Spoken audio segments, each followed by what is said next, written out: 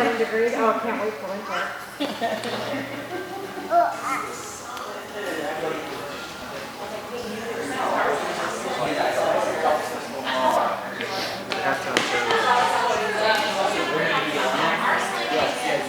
Hey, we'll get started in about 2 minutes. If you need to like hit the restroom, get more food or drink, okay?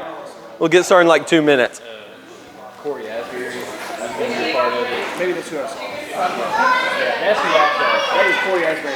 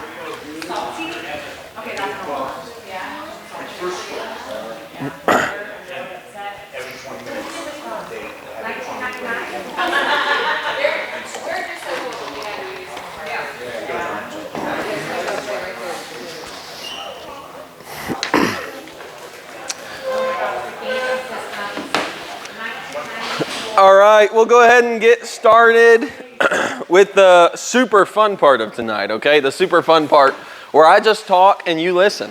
That's the best part of the whole night, right? Yeah. No, not at all. We are recording just because I had a lot of parents who were saying they couldn't make it, but they were very interested in like all the topics we're going to cover. So as long as this microphone works and my phone doesn't do something stupid, this will be posted to like our YouTube channel. So if you needed to go back or wanted to show somebody a certain part, you can do that, okay? But the whole point of me wanting to do this specific parent party is on the screen right there, is because there's a whole new kind of adolescence that your students are experiencing compared to how you grew up. They're struggling with the same things, but it's a different means and a different way of getting there now. And so I just kind of want to make it more clear for you. I've done quite a bit of research over the past couple weeks, printed off a bunch of things, highlighted research projects and stuff, trying to just condense as much information as I could for you about all of these topics we're going to cover tonight, so you don't have to, okay? I'm not an expert, I'm not a master, but You're younger than us. I know, yeah. I'm a little closer to them, so it kind of makes a little more sense to me. I can be the middleman in all of this, okay? So, but adolescence is different, and we'll come up with a definition for that in a second. But things are different, and I think that is one of the biggest things we need to know going into this, is that things are different. Even though we may not want them to be different, it may not feel different for us as people out of high school and middle school. Things are different, and we're going to look at that tonight. Some of the things that are different: dating is different. Social media, people meet through that. People meet online dating websites. That's how me and Allie met. We met online, okay? And so like it works. Y'all met online too? Let's go. Yeah, I mean it works. But that was not something that was maybe necessarily an option whenever we were in high school or even our parents were in high school. Things are different in the dating world. Sports are different. They require a lot more time. Practices are longer. Wednesdays are not sacred anymore. Travel sports have taken over, so weekends aren't even sacred times anymore. And so sports are different for our teenagers.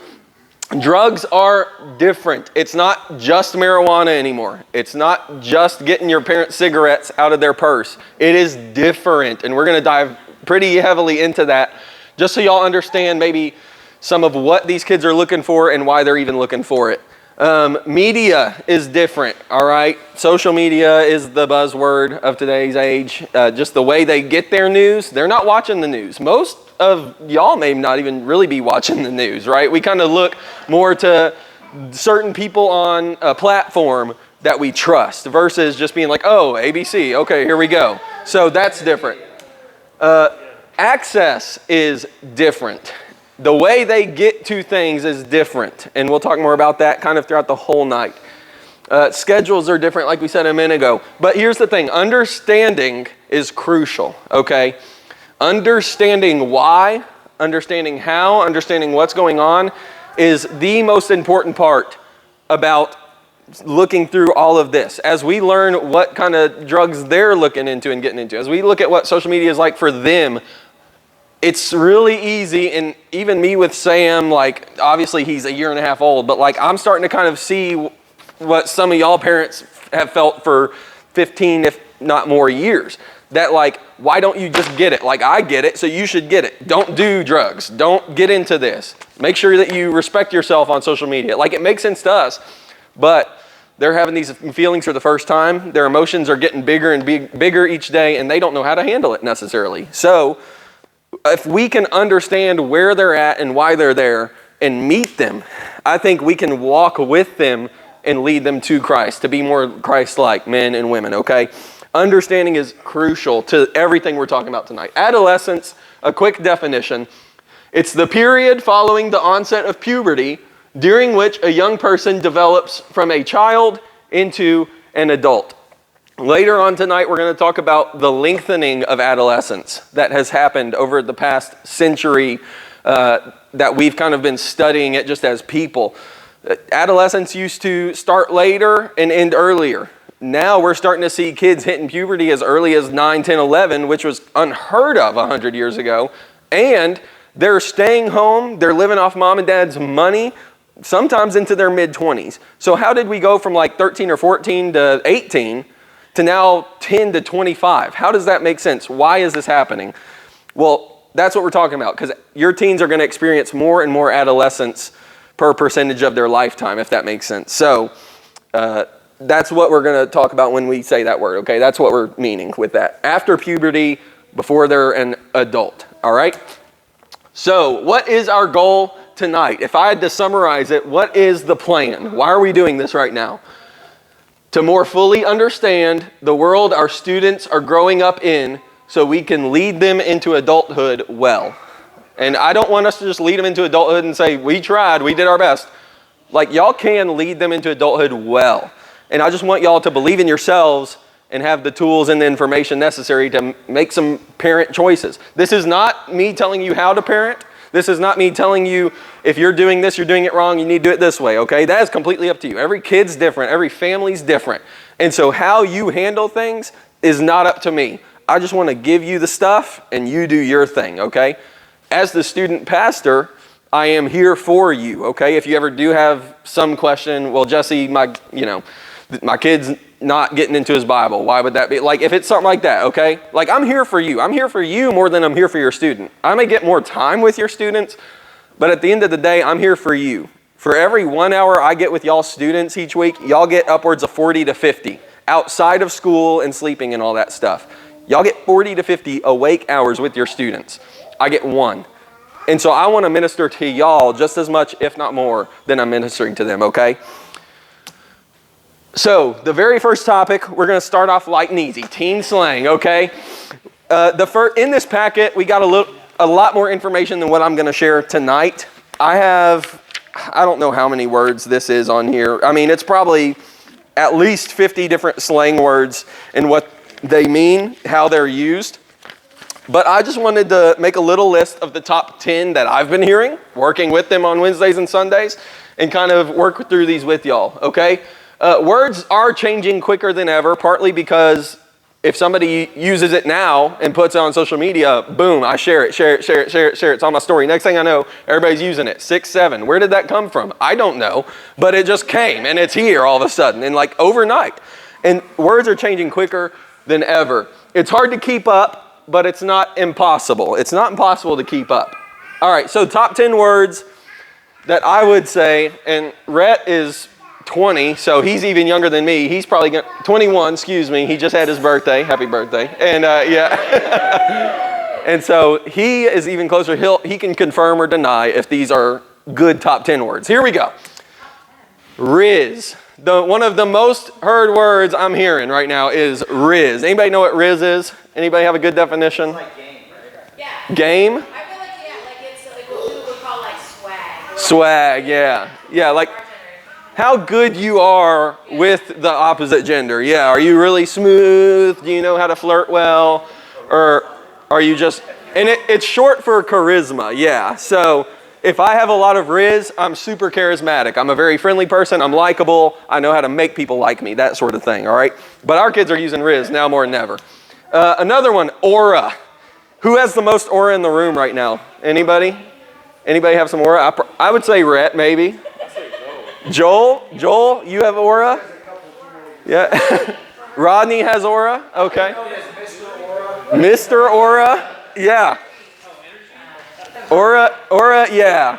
Aura is kind of just your presence, what kind of vibe you're putting off, okay?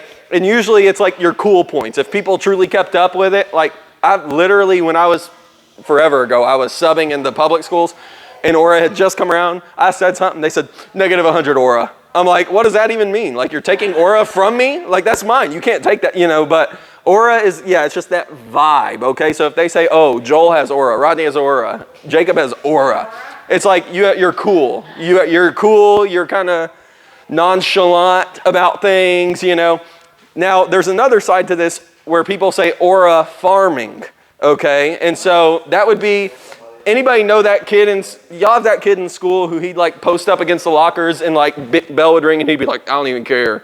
Like that kind of thing. Like that's aura farming. Like I'm doing something to try and make it look like I should have more aura, okay? The kids with the grandma poofy haircut and the chains, okay? They're aura farming. Like they're just trying to get the cool points, okay? And so, say what? I know. I don't know. Oh no. Yeah, mom's got it. Well, you know what? It's okay. He gets himself into those situations all the time. Negative aura. Yes, exactly. Yeah. The next one is glaze or glazing, okay? And this is basically like unnecessarily hyping somebody up, okay? It's like, it'd be like if I was like I really wanted Joel to like me. I really, really, really wanted Joel to like just think of me as his best friend. Tell me like, Joel, you're looking so good today, man. Oh my gosh, that brisket you cooked, it was killer, man. That was so good. Like I'm just constantly, I'm sugaring them up. Exactly. And so that's what glazing is. If your kid says like holy glaze, they're saying you are unnecessarily complimenting them and sounding desperate. Okay, so yeah. Yeah, and so if your kid says holy glaze, yeah, you might just want to think, am I unnecessarily complimenting someone right now? All right, the next one, huzz, okay? Huzz is, it's almost like just a weird way of saying HOES, okay? But it's like, but usually it's talking about the person that I'm interested in, okay? It's like, oh, I'm talking to the huzz. Like I'm talking to the girl that basically I'm talking to my crush is what they're saying. Isn't that in a degrading way? It is in a degrading way, exactly. And so, I'm talking to my HOE. yeah, basically. And so, yeah, you might want to be a little bit more careful if you do hear that one. Be like, hey, maybe don't say that, maybe let's be respectful kind of thing. I shut it down here when I hear it here. So just be careful for that one. All right. This one is very interesting. This is the wilted rose emoji, okay? And this is basically the updated version of the heartbreak emoji, okay? Is this not in your thing? No. That one's not in there. Right? That's on me then. That's on me. These are free. All these you paid for, those are free, okay? These are just on top of it all. Yeah. You know what? That's a great idea. I should have passed out pens. Hold on. Yeah. Here you go. Can you pass those out for me? Yeah, the broken heart emoji, it's just, or the wilted rose emoji, it's like broken heart. But guys, you use it kind of like, if their favorite sports player gets hurt. Instead of using the heartbreak emoji, because that's kind of, feminine or whatever, I'm going to use the wilted rose emoji because that's more manly somehow, I guess, or something. I see more guys using it than girls, all right? So that one's kind of weird.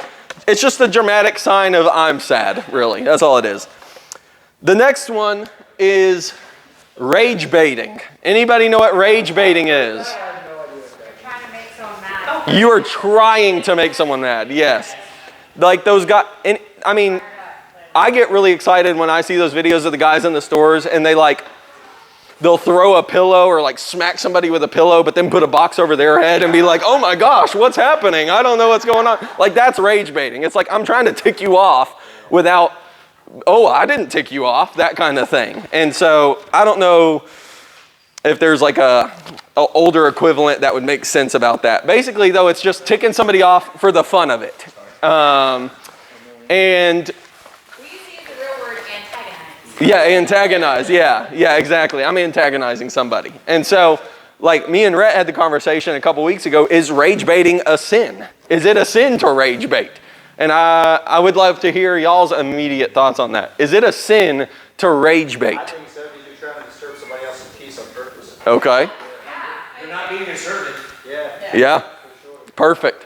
Y'all are right. Good job. Y'all are right. Yeah, I would say rage baiting is a sin. There's actually a proverb somewhere, I can't remember which one, but it says something like, anybody who entices a brother to anger is a fool or something like that. And so rage baiting is a sin. But they'll probably, be like, oh, he's rage baiting. He's trying to tick me off. Or if you're a teenager, this would be hilarious. If they're just saying something to try and get under your skin, just be like, quit rage baiting. Just tell them, you're not going to tick me off or try and tick me off right now. Then they'd probably you would get more aura for that, right? And if you get to the right level of aura, you have Riz, all right? And so the more you use these words, the less they're going to use them, by the way. So just keep using them. Reverse catfishing. Anybody have any idea what that could be? Reverse catfishing. You're better than you thought? The person's better than they thought they were going to be? Yeah. Catfishing is I'm presenting myself as something that I'm not, in a better way. But reverse catfishing is almost presenting myself as less than.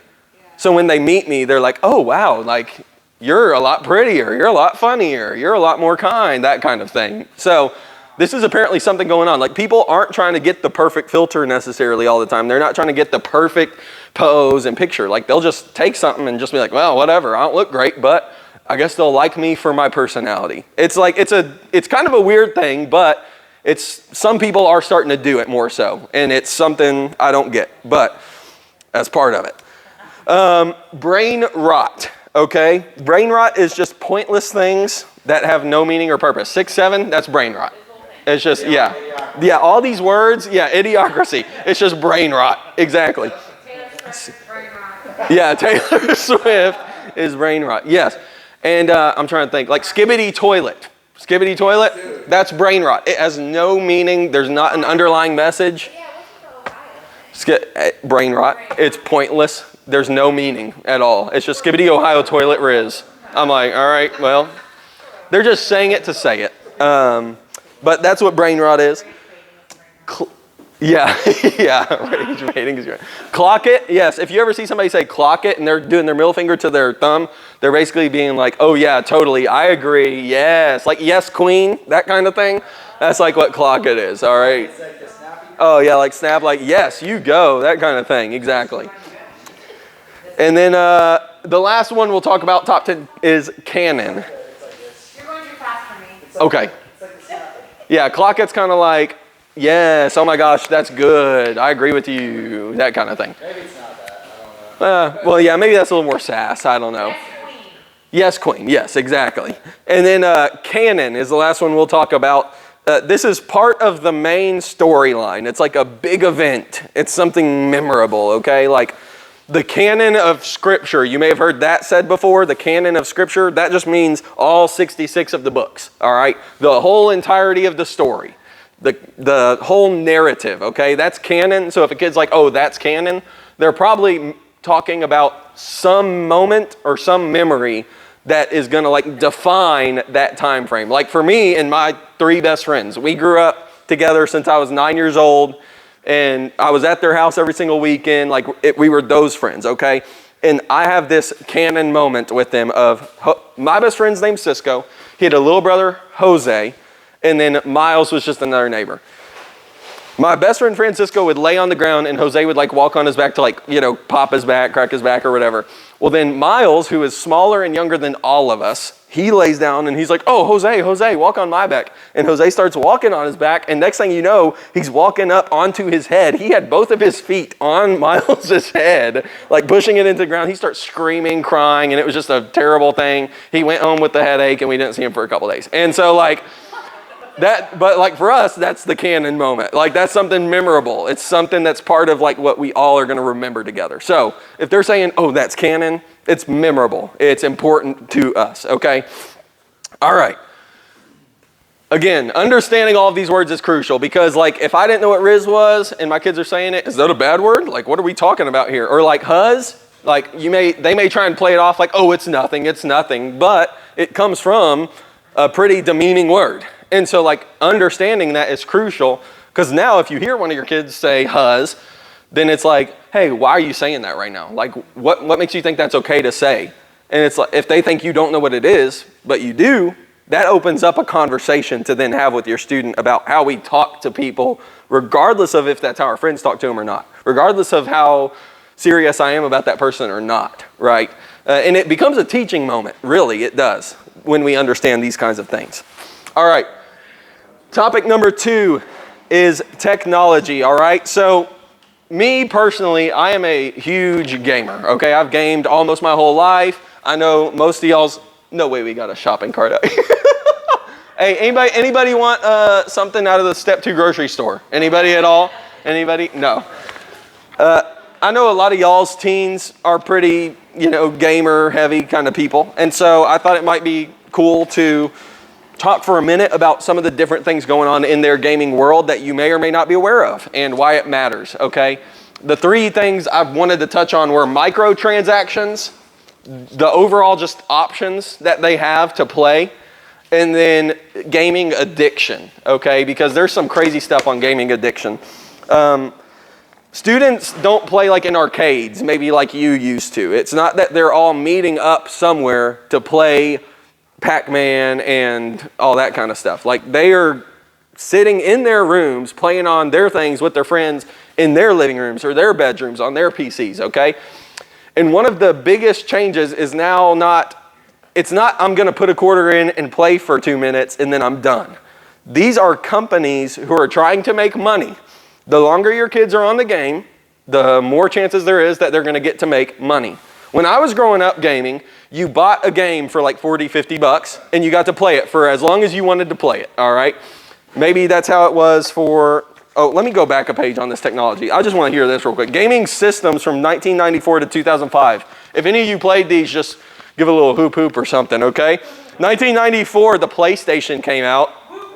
All right, let's go. 1996, the Nintendo 64 came out.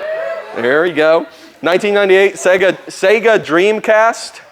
The PlayStation 2 came out in 2000, yep. 2001, the original Xbox came out.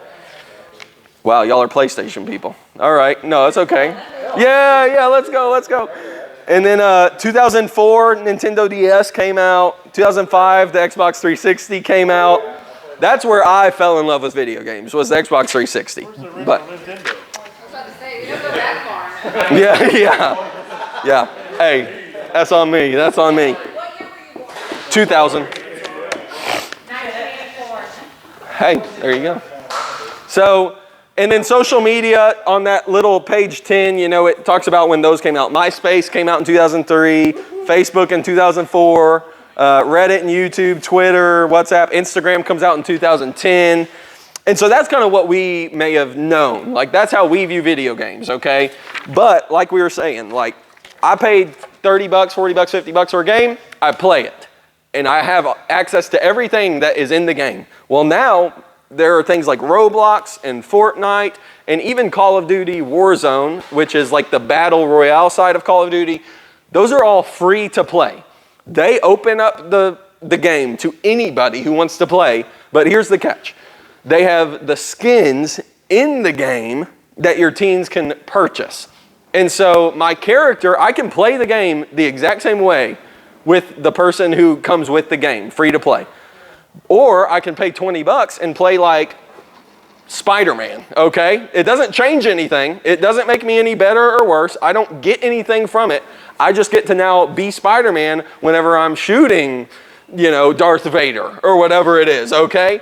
And I think I put in here, like, you know, these companies, they're making money doing deals with TV shows, movie companies, other gaming sites and stuff like that.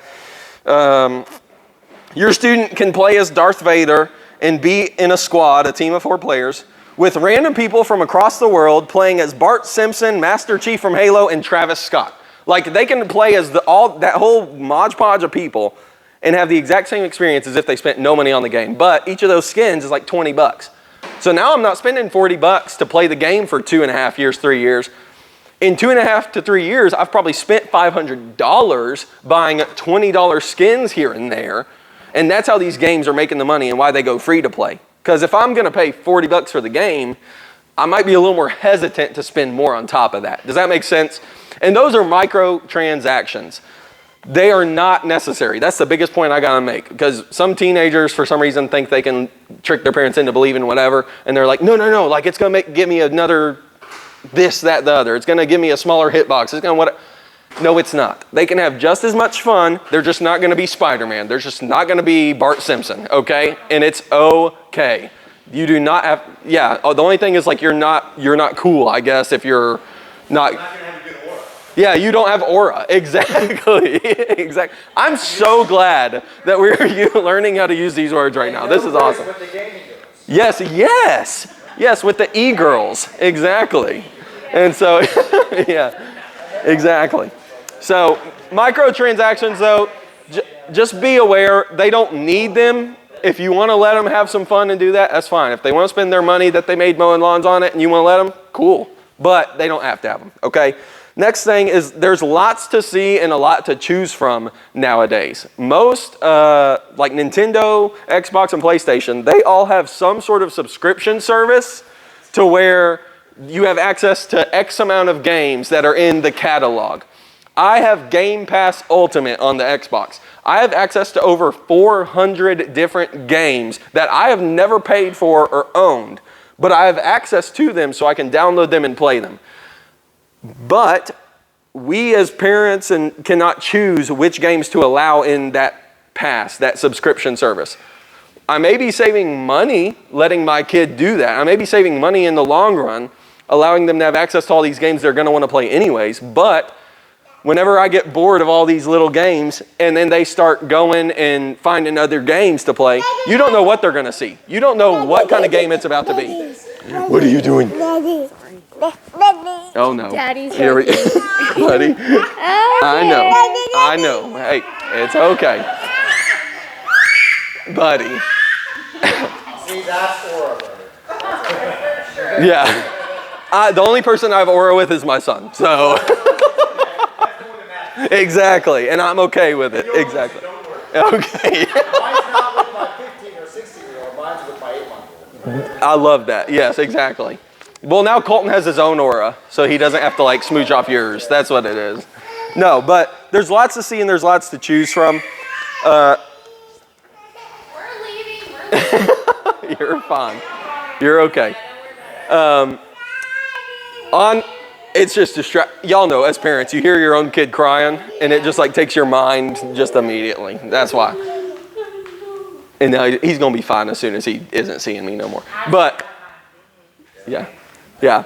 We, like Roblox and Fortnite. Another thing about these real quick. Like with the Game Pass stuff, they can play up to 400 different games. You have no idea what they are. They can be rated E for everyone all the way up to M for mature. Like it's anywhere and everywhere between.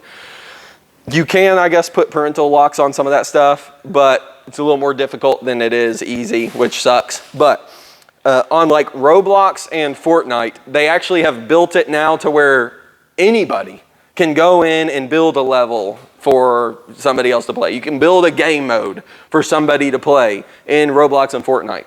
So I can go in, like, and people are making hundreds of thousands of dollars building levels in Roblox and in Fortnite that other people are playing. But if I let my kid play Fortnite, I don't know what game they're playing. It could be some game where everybody, and I'm not saying this exists, but like everybody is the assassin playing against everybody else who's Charlie Kirk or something. Like somebody could do that. And you would never know that your kid's playing it unless you're sitting there watching it. And so that's the danger, I think, when it comes to gaming nowadays. If we're not careful, and you don't gotta be sitting right there next to her side like, what you playing? But like being aware that that is a possibility and having the conversations to have the maturity to not click on things like that is super important. There's just lots to choose from. There's lots of money to be made that companies are trying to make with the microtransactions. The last thing, though, is addiction. Gaming itself is not a problem unless it's taken out of moderation, just like anything else. Like everything in moderation is not a bad thing. But if we allow our students to dive too deep into it, it can become a problem. And this is where a lot of the studies I was looking through came into play. Like ages 13 to 29 are found to have the most gaming addiction. And within 13 to 29, 16 to 21 is like the highest density. Oh no. Buddy, I'm sorry. Yeah, he is extremely fast. Yes. 16 to 21 is like the highest density, though, of kids who end up becoming addicted to video games. So late high school, early college age. And I think that's because they're starting to get a lot more freedom. They're starting to make a lot more of their own choices, but they still have enough money because they're not married and having kids, and they can start spending it on the games and the skins and all that stuff. And a lot of factors play into gaming addiction, but the main culprits, according to all these studies, seem to be the lack of parent involvement in a teenager's life, success in real-world scenarios, and peer pressure. Studies found that the less involved parents were in a kid's life, the more addicted to video games they were likely to be.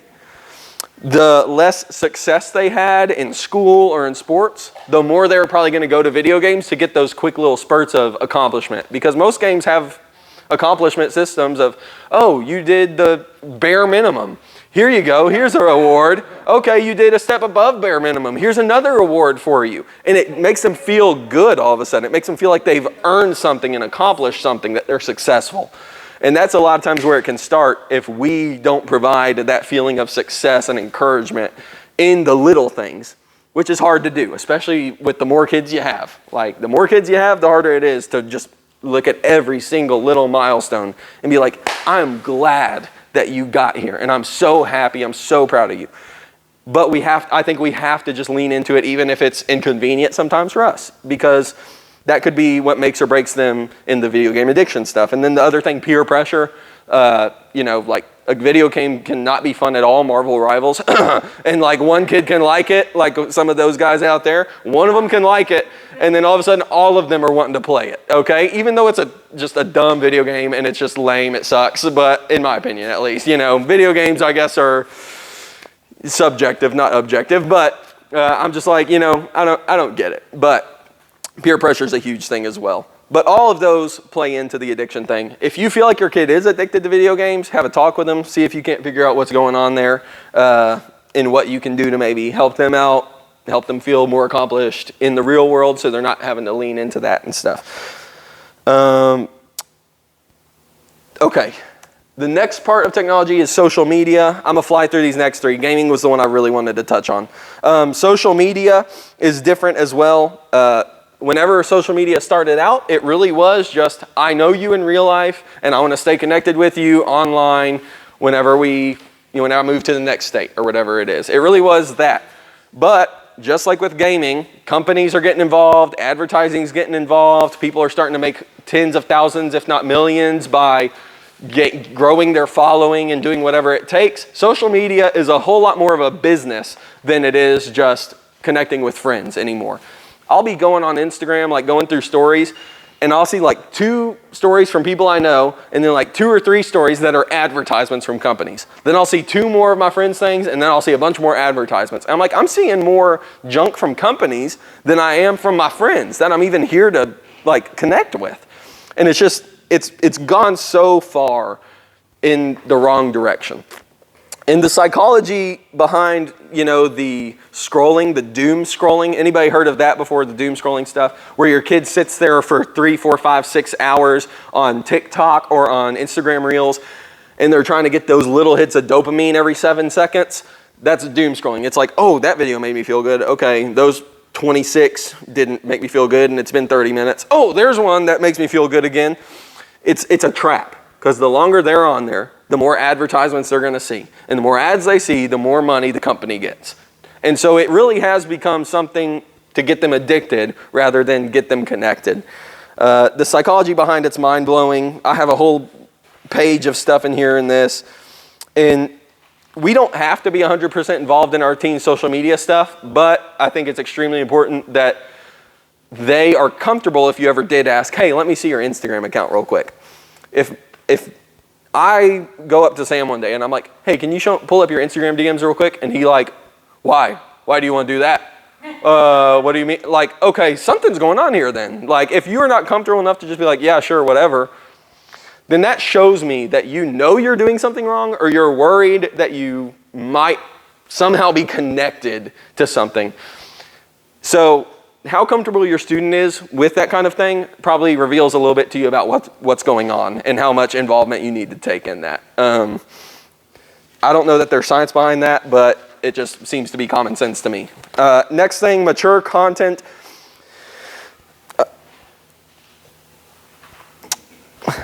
I'm trying to think about how to go about this. Hold on. I don't want to say too much, but like with the Charlie Kirk shooting, there were a lot of teens who sought that out. There were a lot of teens who opened up their feed not knowing that had happened that day, and that's one of the first videos that shows up. And there are people who are paying to have their post pushed to people they don't know that are half naked or that are doing stupid stuff or that have slurs across their post. And Instagram and Facebook aren't necessarily screening through every single post that's put out there. And so I think it's extremely important to realize when it comes to the social media and just technology in general, like mature content is out there and you're probably going to see it and your teens are going to see it even if they don't want to, even if they're not searching for it, because the truth of the matter is I don't think Instagram, Facebook, all those places wanted to necessarily push the video of him getting shot in the neck. I don't think they were like, oh, well, let's share that. It's doing well. I think it truly was so many people heard about Charlie Kirk, may have not known who he was, type in Instagram Charlie Kirk, just searching to see who he was. But then the algorithm says everybody's really interested in Charlie Kirk. And here's a recent video that's tied to his name, so boom. And it's just that. And so I think it's super important that we're just careful. There's some Bible verses at the bottom of page 15 that talk about self-control, just knowing when to stop and how to stop yourself from getting close enough to see those things. Mature content is out there though, and the sad thing is if your teenager has a phone and has social media or has internet access, they're probably going to see something. But I want them to be comfortable enough with you to come to you first whenever they do see these things. Not go to somebody else or one of their friends or whatever. Like, I want you to be the first person they think of when they think, oh my gosh, I didn't want to just see that. What in the world's happening? Mom, Dad, I need help. Like, I don't know what I'm feeling right now. Y'all need to be those people, okay? And again, that's where understanding comes in. The more understanding we are with our students, the more safe and comfortable they're going to feel to bring those things to us. Not that you can, not just giving up punishment, not just giving up the idea that something has to change, but if we come at it first from a side of understanding and then move into the, okay, now we have to do something about this, but I'm glad you came to me first. I think that's a whole different conversation than, well, you shouldn't have seen it anyways, and you shouldn't have been on that, you shouldn't have been on your phone in class anyways, and you should, like, if we start coming at it aggressively, that's going to turn them off from coming to you the next time something happens. That's how it was for me, and I grew up in this age. Like, I grew up with a smartphone in my hand, watching Instagram and all these things become what they are today. It's basically been my whole life, if you will. So, and I'm just thinking about, from their side of things, I wish my parents would have been a little bit more understanding that, like, I don't even know what's going on. Like, I don't even know how this popped up, but now I'm getting in trouble for it, you know? So, understanding, again, crucial. The last thing, artificial intelligence, really quickly. This is one of the newest challenges that your students are facing in the technology world. This is a challenge that y'all didn't have to deal with. Y'all were not pressured to use AI to cheat on tests and assignments. Y'all were not pressured to use AI as your best friend and as a counselor. Y'all were just told, hey, we're going to take you to the counselor, that kind of thing. But AI has become something that all students are using for good or for bad. I use ChatGPT for a lot of things if it will speed up simple processes. I'm not using it to write my sermons, okay? Don't come at me like that. But I do use it for little things, or if I just need to brainstorm some stuff, I'll throw all my ideas in there and think, what am I missing? What am I not thinking about? And it'll throw me a couple other things to maybe help push me forward in my research or my whatever it is. And it's important, but again, students can very, very, very easily use it for wrong. They can use it to cheat on tests. There's an AI they use called Goth AI. I can scan the image of the math problem. It tells me the answer, and I click it, and we move on. All right? And I'm not learning jack squat if that's what's going on. And then whenever I sit there and I'm taking the paper test, and then I fail it, and then my parents are upset because it's like, well, how in the world are you getting hundreds on your assignments, and then all of a sudden you get an F on your test? Well, yeah, it's probably because I'm cheating on all the assignments, and when I can't use the AI, like I'm not learning anything. And it's partially not their fault because teachers aren't cracking down on it hard enough and trying to find ways around it. But also, like, there is that self-control, again, that your students have to have. And there is that idea of like, this is wrong, it's still cheating, and I just need to do my own work. Because at the end of the day, teachers aren't trying to fail kids, right? Like, they're gonna give them assignments that are halfway easy enough to, you may not get a perfect A, but you might get a C and move on, They're not trying to fail the kids. But they are getting further behind the more they're using AI. And so just knowing that's happening might be a conversation to have. Do you use Goth AI? Why do you use it? Well, what happens if this, X, Y, Z, They also use it for, yeah, go ahead. I've never heard of this Goth thing. Is this Goth thing like an app or like what is it? Goth is a math guy. He's a math guy that had, where you could type in and get answers for tests, but now I guess it's AI also. Yeah. So my question is, do they have an app on their phone? Okay, yeah. Kylie just graduated last year and she used it all the time. No, just wait, I'm playing.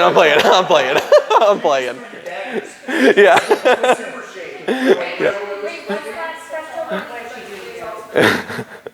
Super shade.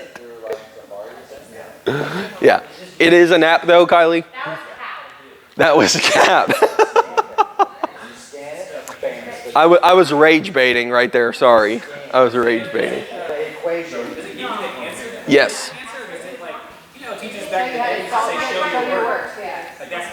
I don't know, does it show the work when you do it? Like if I put the big problem, would it say here's all the steps to how I got here? Or is it just like? You could probably ask it that. Can you show your work? And it probably would. Probably, yeah. Yeah, So it's like Chat GPT. It's like ChatGPT, yeah, but specifically for math. Yeah.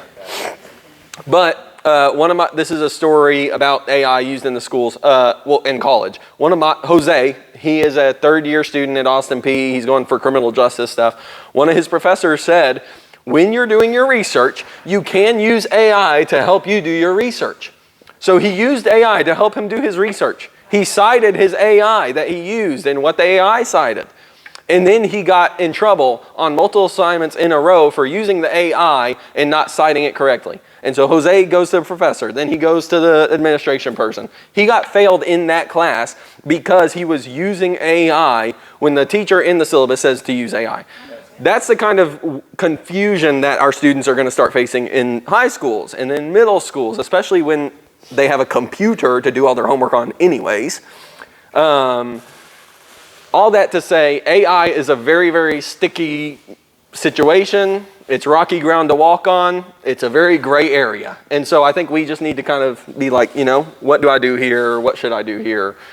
I would encourage you to just encourage your student not to use AI for anything, because whenever they get into a field where AI is needed to work, well, then they can learn it then.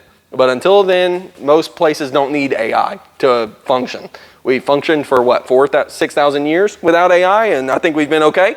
And so it's not the end of the world if we don't get to use that. There was a situation on the whole counseling side of things. There was a 15-year-old kid who was having suicidal thoughts and self-harm thoughts. And so, yeah, some of you may have heard about this already. And he confided in ChatGPT. He was saying, I'm having these feelings. My parents aren't, they aren't feeling what I'm feeling. I'm not told them anything. They're not going to love me anymore, all this stuff. He writes out his plan for how he's going to do it. He uploads a picture of it. ChatGPT says, well, here, let's make this a better plan, basically, or whatever, because he had talked about it so much. He killed himself using the upgraded ideas that AI had given him. And his parents have now lost their 15-year-old son, and they're suing ChatGPT because it's like, your thing did this. Your thing helped my student learn what to do. Be careful letting your students use AI. It's not a counselor. It is extremely persuadable. It is extremely easy for your AI to kind of just do what you want it to do. There are people who have literally taught AI to just give one-word responses to all of its things. And that's not what AI does. If you know anything about it, AI is supposed to sound and feel like a human. It's supposed to be like, oh, well, hey, that's a great question. Let's talk about that a little more. Somebody literally spent so much time on it that it was like, yes, no, sure, indeed, totally. Just screwed it up. AI is a tool. It is not the answer, okay? Have very serious talks with your kids about that. There's a lot more in here about that. Yeah, I could go on and on about AI, but we're going to move on. All right. Where is that? Boom, boom, boom. Again, understanding is crucial in all these things. All right, drugs. Laced drugs is one of the biggest things that's probably different. Most drugs that are in circulation illegally are laced with fentanyl, okay? Fentanyl is, let me find it real quick here. Again, a whole bunch of stats are found in these pages. It takes 2 milligrams of fentanyl to overdose and die, okay? If you know anything about milligrams, that's an extremely small amount. In 2021, fentanyl was involved in 84% of teen overdose deaths. That year, in 2021, there were over 108,000 drug fatalities. Around 90% of the drugs purchased off social media contain or are mainly fentanyl because it's cheaper, faster, and more potent to produce. In 2021, the DEA seized 20.4 million counterfeit pills that had fentanyl in them. Y'all got cigarettes from your mama's purse. Y'all found marijuana through the kid at school. They can go, and, these people that were selling it had burner phones. That was a big thing. Well, nowadays it's burner accounts on Instagram, on Discord, on Snapchat, on all these things. You say what's? It's like social media for gamers, basically. Yeah. It's mainly a way for kids to talk to each other without going through the Xbox platform or whatever. It's kind of its own thing. So you can talk to cross, is that what it is? If someone's on PlayStation or someone's on... Yeah, you can just talk to anybody you're friends with. Yeah, exactly. But they can find all of these laced drugs through those things. And most of the time, they're not even looking for it. Again, it's that whole mature content idea. It's I'm just looking. I look at the wrong post that has a hashtag about fentanyl because it's somebody trying to sell it. Next thing I know, they're DMing me saying, hey, I live in your area. Are you interested or whatever? I sell it cheap. and it just becomes a thing. I'm not going to say any names of anywhere in this whole thing, but we have students in our student ministry. I know of 3 right now off the top of my head who have had near-death experiences because of drugs. 3 in our student ministry. We had 60 kids out here in our middle and high school combined night, okay? So what is that? 5% of our teenagers have almost died. I'm not saying that's how many have used. I'm saying that's how many have been in the hospital because they almost died overdosing on this stuff. That's how serious it is. And kids everywhere are facing the desire and the urge to access these things. And it's easy to access, it's being put in their faces, and they don't really understand how deadly it is until it's too late, or unless they have a close friend who's kind of had that go on. And the dealers are not in it for the well-being of the people they're selling it to, okay? And most of the time they're not even gonna say it's laced, because the whole point of fentanyl is it's like 50 times more potent than Xanax or something like that. It's like a painkiller, so it's like, you're getting high off that kind of thing. But I can just put a bunch of stupid powder in a little pill and put 1.5 milligrams of fent in it and then sell it, and I get to keep a whole lot more of the money because it didn't cost me as much to put it out there. So they don't care. It's just more money. It's a bigger pay gap for them to pocket, okay? They don't care, and I think it's extremely important for you to have a conversation if you even suspect your kid might be somehow getting involved in that, to just say, hey, are you? Because I just want to stop you before it's too late. I want to stop you before things happen, okay? Because this is a very, very deadly drug. And I'm not saying that like it's the definite cause, but I don't know, most of y'all may have heard or not heard, there was a 7th grader who passed away this past year, and apparently fentanyl was involved in that. And he wasn't even using. It was somebody, supposedly at least, in the house who had used, and he somehow came into secondary contact with it and it got in his system. A 7th grader. But it was secondhand contact. Like, that's how dangerous this stuff is, guys. So we have to be very serious about it. Yeah, I did. All right, well. You can just completely ignore page 18 because that's just a direct copy of page 17. All right, just completely ignore that. I turned the page and I was like, that looks like the exact same information. It is. Yeah. Exactly. The other thing with the drug talk is inhalants. Has anybody ever heard of like sniffing expo markers or like the pressurized air and stuff, like sniffing that? Yeah. That you put it in whipped cream? Yeah, exactly. Like inhalants are one of the other things kids have access to, and they can get really easily and quickly. That can be very, very dangerous and deadly if used in the wrong way. And inhalants can also involve like the e-cigarettes and the vapes and all that kind of stuff, right? But it's not cigarettes anymore. It's not tobacco they're chasing after. They're chasing after the little pods and the little, the galaxy gas is something that has, been termed recently. These things are just as dangerous, though, as any other drug. Short term, these inhalants, they can lead to asphyxiation, hallucinations, loss of coordination and judgment, fainting, etc. If your teen is long-term using this stuff, it can lead to brain damage, nerve damage, organ damage, hearing loss, muscle spasms, depression and anxiety, and addiction, okay? And students are extremely creative, okay? Students are very creative at finding ways to do what they want to do and get what they want to get, okay? It's not that they're not going to be able to get this stuff. It's just a matter of, are they going to stop themselves from getting this stuff? And that's where you come in. And I don't know what that looks like because I got a 1.5-year-old. All right. But y'all, I believe in y'all to have the conversations necessary with your students to build the trust to teach them that like it's not worth it. All right. And I never experimented with anything growing up. That was just who I was. I never really got into it. But I know that there are a lot of people who did experiment with things growing up. And a lot of times they can speak from experience saying, hey, it wasn't worth it. It was stupid. I shouldn't have done it. My friends are doing that. I thought it would make me cooler. And for what? You know, like, where are those friends now? You know, that kind of thing. It's left me with this, that, the other. If you have a crazy uncle or a crazy brother that can come in and kind of beyond scared stratum or something, like, that's even better, you know. But inhalants, lace drugs, it's all dangerous, okay? So just keep that in mind. Again, though, understanding is crucial. If I understand what it is and why they're looking for it and how dangerous it is, makes it different. All right.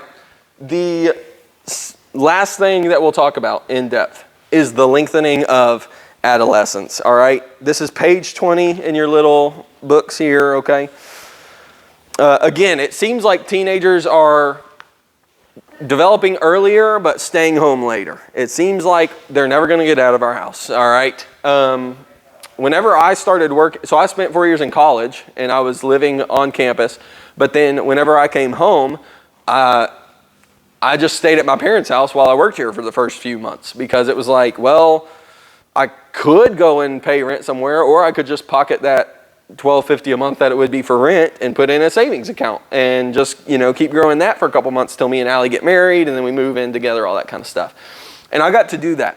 But there are, you know, kids out there who are, I say kids, there are people out there who are 24, 25, 26 and don't know how they're going to get out. They don't know how they're going to pay $12.50 a month on top of their car payment and their insurance and this, unless they get 3 roommates, because that's just kind of the world we're growing up in now. We'll look at that page 20 real quick. One of the biggest factors when it comes to the post-high school plans is money, okay? Prices for college or paying for a place to live has gone up exponentially year over year. 1995, we'll look at these numbers together real quick. 1995, $29,000 was the average salary. The average home price was $114,000. Average rent was about $475. Is this nationwide? I asked it for Tennessee, and if it gave me Tennessee, I used it. If it said it couldn't have data on Tennessee, it did nationwide. Okay. Yes. Most of them, I think from 2005 forward, it was Tennessee. I think 1995 was the only one where it was like, well, we don't have data on that. So 2005, 10 years later, the average salary went up by $10,000. The average home price over doubled, and the average rent price went up to $750, almost doubled. 10 years later, 2015, the average salary only went up, what, $8,000? And the average home price went up by about $50,000. The rent price went up to almost $1,000. And then this year, 2025, the average salary of a person in Tennessee is about $58,000. That is just double 1995, 30 years ago. The average home price is $394,000. That is almost 4 times what it was in 1994. So we're getting paid double, but home prices are 4 times as much. Rent prices, $1,482, that's almost 3 times as much. And so it's this exponential thing of like, I'm getting paid, I'm trying to think about which way y'all are looking at this. I'm getting paid like this much, you know, my pay's going up this steadily, but the home prices are starting to do this. Rent prices are doing this. And so now I do have to have 3 roommates if I want to move in somewhere. College, just right below that, I searched UT Knoxville's numbers just because I was curious about that. These are in-state numbers. In 1995, for somebody in-state to attend a year with room and board and everything, it would have been about $8,300 for a year at UT Knoxville, room, board, everything. This year, it would be about $35,000 for a room and board and tuition at UT Knox for an in-state person. That is almost $30,000 more in just 30 years, okay? It is, to put it simply, it's just literally harder for people to get out and start their lives unless they are making bank. Unless they, for some reason, say what?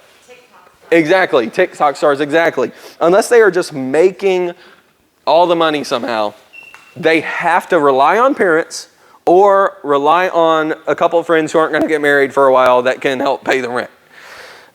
So the big question at the bottom of that page 20, what can we do to help set our students up for success. Because it's every single one of our students would be fine, truly. They're just going to be in debt. They're just going to have a lot of money that they're going to owe somebody if they started at 18 on their own with whatever it was they're doing, okay? Because most kids are not saving up $100,000 from the time they're 0 to 18 to pay for college or the down payment or whatever. And the next page kind of explains this. Let me look real quick. Yep, average salary, average home rent, unlimited options. Okay, this was just something, the options for what to do after college are changing. You know, like if college is $35,000, and that's before like scholarships and stuff, you know, there's the Tennessee Promise where you get 2 years free and all that kind of stuff, okay? But you have so many more options nowadays. Trade school is starting to look a lot nicer of an option yet again, okay? We saw a push for a while of like, no, college. And now I kind of see a lot more people being like, just go be a plumber, man. Just go be an electrician, go be HVAC. You train for 9 months to 2 years, and then you're making twice as much as somebody who went and got a college degree in marketing. You know what I'm saying? And they spent 4 years doing that and paid more. They're in debt and making less. Trade school seems prettier, but what really seems pretty is doing something in the digital age. Doing something digitally. Sorry, I did not unlock those doors. And these numbers are just crazy. Like a YouTube content creator with 1 million subscribers. That's a big number. Don't get me wrong, that's a big number, but there are quite a few people who can hit that number. If you are just dedicated and you know what you're doing when it comes to video editing and content creating, you can hit 1 million subscribers. If you know your target audience, all that kind of stuff. They're making $30,000 to $100,000 a month. With 1 million people who have subscribed, click the button. What that really looks like is probably 25,000 to 50,000 people are watching each video, and over time, they're clicking the subscribe button enough. $30,000 a month, y'all. I get paid that in a year. No, I'm just playing. I'm playing. But that's a lot of money. A streamer on Twitch. Twitch is a live streaming platform mainly for gaming, but people do other stuff on there sometimes too. A streamer on Twitch, streaming every single day for 8 hours a day, they can make similar numbers. They can make about $30,000, if not more, a month, depending on who their brand partners are, how many advertisements they're showing during their streams, how many people subscribe to them. One of the coolest things about Twitch that's kind of changed the game when it comes to streaming and content creating, Twitch had this thing where for $5 a month, you can support the person you're watching. And literally it's just, I'm not getting anything out of this. I just love the content you're putting out. Here's $5. I did that when I was 13, 14, 15, 16 with one guy. I was watching him from the time he had 2,000 viewers, and he has over like 20 million subscribers on YouTube right now. He is making bank. He's making millions of dollars a year playing Call of Duty and Fortnite with his friends. Okay? Is it Nick Merckx? Tim the Tatman. Oh, it's Tim. Yeah, Tim the Tatman, yep. But yeah, he started on Twitch. He went to YouTube. It is the exact same thing as me sitting there playing Call of Duty with Francisco Jose Miles and just putting it on there. Yep. I mean, but probably about 8 hours. Yeah, exactly. But they're doing that, and they're making money doing it. And this one's crazy to me too. We talked for a minute earlier that like you can build levels on Roblox and all that kind of stuff. On Roblox, there's like a top 500 people who have created maps in the year or whatever. Every single person in the top 500 is getting paid at least $140,000 a year to keep on making maps and keeping up your maps and stuff like that. Just because they have enough sense up here about how to build a game inside of a game, they're getting paid $140,000 a year by this company because it gets more people on the game to play the game. There's like 66 million people. Like Minecraft, how they would like make it within Minecraft? Is that like what? No, it's different. I'm trying to think of, I listened to a podcast like. I don't even know what Roblox is. Yeah, I listened to a, what's it called? Not sojourning. What was it called whenever you would like rent out land to other people? Like I'm talking hundreds of years ago. You rent out your land to other people. Sublease. Yes, but even further back, like lords and ladies time. Like you would, anyways, you know, no. I'm not saying y'all are that old. Yeah.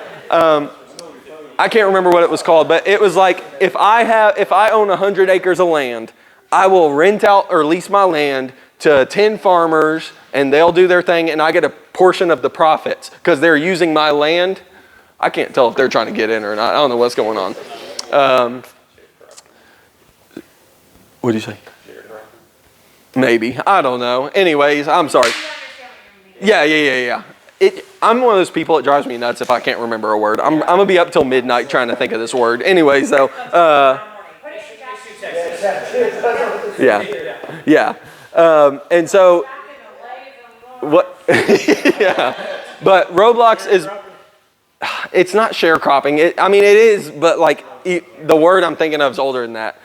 Y'all have the right idea. I'm just being stubborn because I want my word that I know is up here right now. But anyways, like Roblox, it would be like I own the domain Roblox.com. The company owns Roblox.com. They have allowed other people to come in to Roblox.com and build whatever they want to build. But if they make money based on what they've built on Roblox.com, then Roblox gets a portion of the money. And so like you can make any kind of game you want. You can make a shoot 'em up game, you can make a story, slow, adventurous game, you can make a scary game, doesn't matter.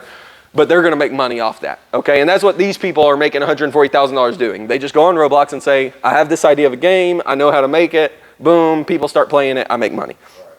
All that to say though, the lengthening of adolescence and how that ties in, your students are probably going to start looking at stuff like that as like legitimately viable options. Like my parents did not view me being a streamer as an option. They were like, no, you ain't doing that. Like we're not going to buy you a $2,000 computer because you think you could have 100 people watching you. Like they're not going to do that. But nowadays it's like, if you really do know that your kid has enough riz to like do well and like content create like that and people would actually watch it, it might be an investment, honestly. To be like, or like e-gaming. Like there are colleges all across the nation now where they have Rocket League, competitive Rocket League teams, Call of Duty teams, Fortnite teams. Your student, if they are good enough, like Josh Nelson he has told me multiple times, he's been like, you know, top whatever, top. I tried telling him to stream, but he's just like, no, and he does online school. They actually have like esports tournaments that I got him enrolled in. So. Exactly. And so if he was good enough, if he didn't even want to do the whole like entertaining people while I'm playing, if he just wanted to be an absolute dog at the game, he could go to college for free because he is amazing at Fortnite. And then he could go on and go to all these tournaments across the world after he graduates just because he's so good and make a living, make more than I'm ever going to see in my life just because he's good at a video game, you know? And so that is so close to the word I'm looking for. Oh my gosh. You're getting me so much closer. Yeah. Was it fiefdom? Was it a fiefdom or no? A fief? Oh my gosh. Y'all are getting me so close. I'm hearing it right now in my ear. Villanage? Sorry to the people who watch our recording. Yeah, sorry to y'all on the recording there. Yeah. Yeah. They'll just, yeah. Yeah. Feudal land. Yes, feudalism. Yes, oh my gosh, thank you. Feudalism, yes. The idea, yeah, okay. Anyways, we already made the point. Feudalism. Yep. All right. I'll go to the very last point. I think y'all get it. The biggest thing, though, with the lengthening of adolescence, like find out what it is your kid loves and just support the mess out of them while they're doing it, okay? Because my dad, that was his biggest thing. My dad worked for FedEx his whole life. He started when he was 16, just loading and unloading boxes. He got moved up and up and up, got caught up in it, and he was not able to get out just because of the pay cut, you know, he's going to take and stuff. He hates working for FedEx. Sorry, FedEx. I know you're watching. But like he hates FedEx, but it's like he's stuck in it. So the only thing he ever told me, he was like, I don't care what it is you want to do. I don't care how much money you're going to make or not make. If you don't love it, you better not do it. He was like, you have got to love what you're going to do. Otherwise you're going to burn out. You're going to come home unhappy. It's going to be over. That's why I'm in youth ministry right now. I thought I wanted to be an accountant, but it's because I ignored my dad's advice. I know. I ignored his advice. I was like, well, I'm good at math, and they make pretty good money if they're good enough at what they do. And so I was like, I'm going to do that. And then, God called me, and he was like, no, sir, you are not going to sit in that box and do people's taxes. He was like, you're going to do youth pastoring. And I ended up here, and I go home every single day with a smile on my face, and I love it. I'm not making what an accountant would make. But it doesn't matter because I'm happy, which means my wife and my kid are happy. And if I love what I'm doing, then your kids are going to love being here, and that's going to make y'all happy. I know that doing what you love doesn't just affect you. It affects everybody around you and everybody around them. If you can do anything, it doesn't matter, in my opinion. If Sam has to live in my house till he's 28, but he's doing what he loves and he finally gets on his feet, fine, okay? But I'm going to try and get him out a lot sooner than that, obviously. I might try and help him out, entice him. I might pull a couple strings and get him in somewhere real quick. But, if I'm going to do what it takes because I know how it affected me. And I hope that y'all will understand the importance of doing that for your kids, okay? If they don't know what they love right now, that's an awesome place to start.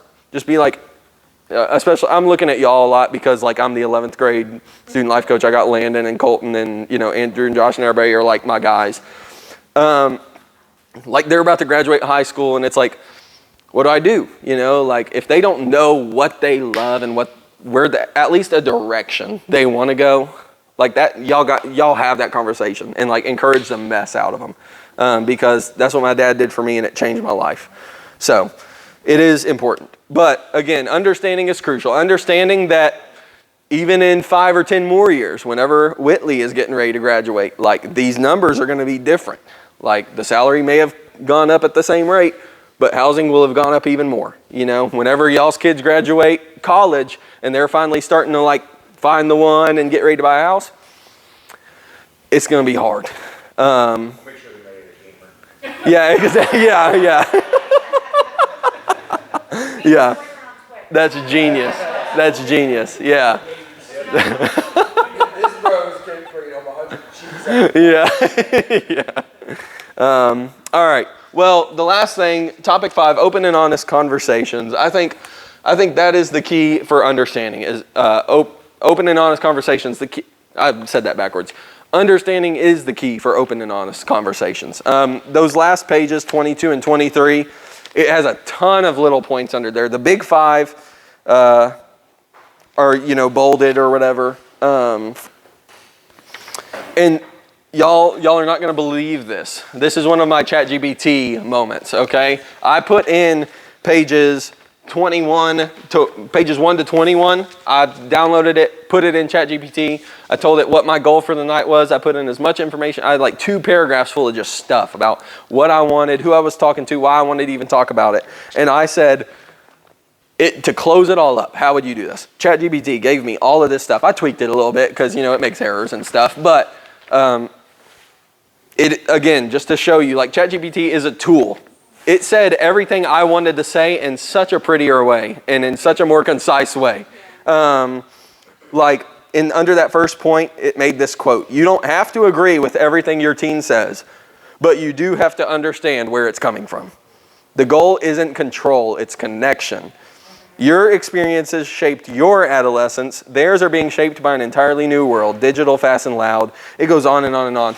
Go home when you're laying in bed, when all the kids are in bed or whatever, maybe just look at those 2 pages and be have a talk together as parents and be like, what are we doing well?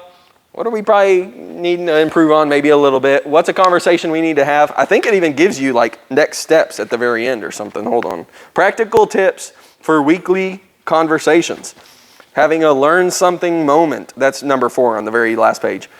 Ask your teen to show you something new each week. Have a heart check question.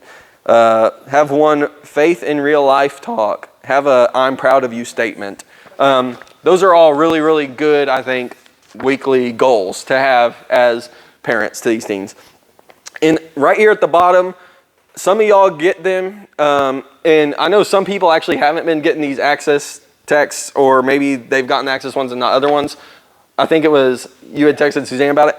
If you have a 5th grader, I click exclude parents of 5th graders. And so like, since y'all have Lexi, it's like, oh, well, forget Lucas and Landon. Like, we're not going to send them this text because Lexi's in the 5th grade, you know.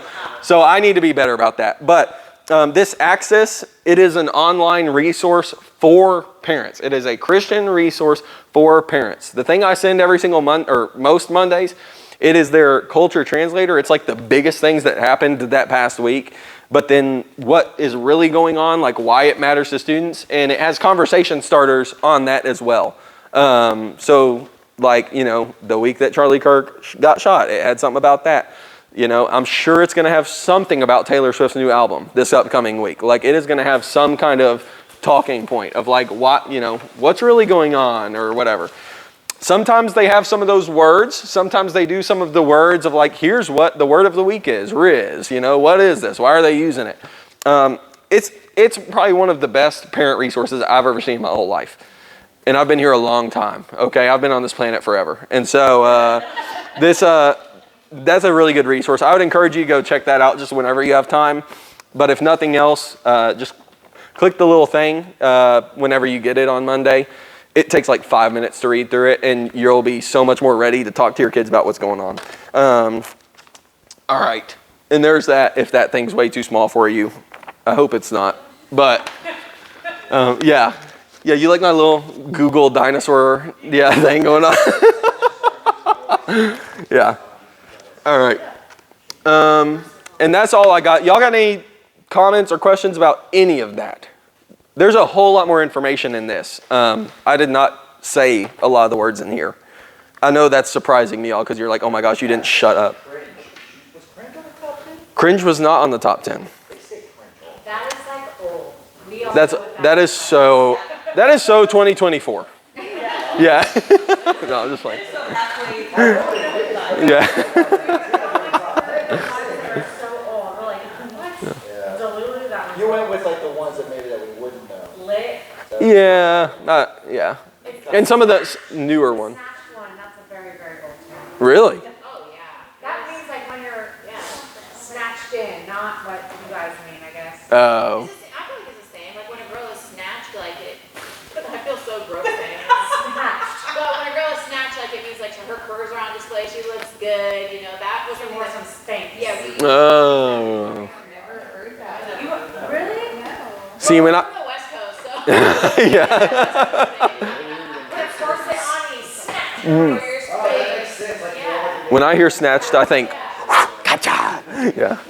All right. Any questions? Y'all good? Anything? I don't have any questions. I just want to say thank you for doing this. For sure. For sure. Yeah, I know it's a lot. I know it's so much to take in, but that's why y'all have these, okay? And just a quick update. I know at the very first parent party, some of y'all were here, some of y'all weren't, I don't think. I kind of gave like an outline for next school year as well, or not next school year, like next calendar year as well. Things are going to look a lot different than even what I said in August, just because after talking with Andy and Chad and a couple other people, I think I want to focus more on stuff like this, but I want to have less things like this so that every single one can have more time put into it, if that makes sense. Yeah, thank you, Lee. Thank you, Lee.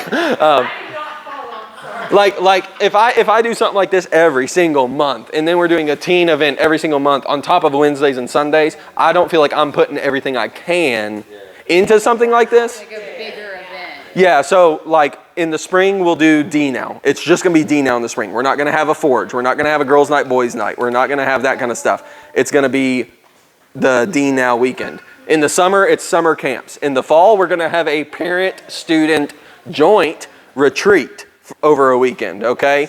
And so it'll be like a parent-student joint retreat for the weekend. And then in the winter, we'll do Strength to Stand, which is in January. But in between all that stuff, I'll have like 4 of these parent parties. and that'll be it for the whole year. So I can feel like I can put 3 months of effort into it instead of like 2 weeks, if that makes sense. Wait, so that was my question. So wait, I must have listened. So are we doing it every month? We were. No, not anymore. Yes. It's a good, like, maybe quarterly check. Yes, exactly. Yeah. Well, good. Thank you. Y'all are making me feel a lot better about my decision. No, yes, you're right. Yes, correct. It'll probably be like February or March before we have another one. Yeah. All right. Let me pray for y'all real quick before we wrap up. I want to pray for y'all.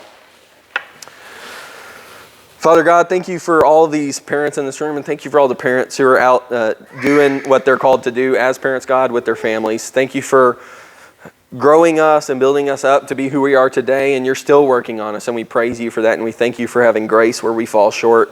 And we just ask that you would help us to give our teenagers grace where they fall short. God, help us to be teachers and encouragers. Help us to correct them when they need to be corrected, God, but help us to encourage them when they need to be encouraged. And help us to receive all the grace we need from you, all the love and the joy we need from you so we can pour it out on our students. Thank you so much for every single one of these adults, again, in this room. Thank you for allowing us to have a moment like this to come before you and to praise your name. It's in Jesus' name I pray. Amen. All right, y'all. Yep, for sure. For sure. Thanks again for wrecking the bag. Yeah. Oh, you had that one? I have all your numbers.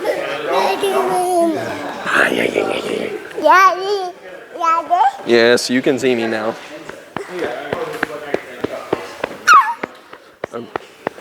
Yeah, this nuthead.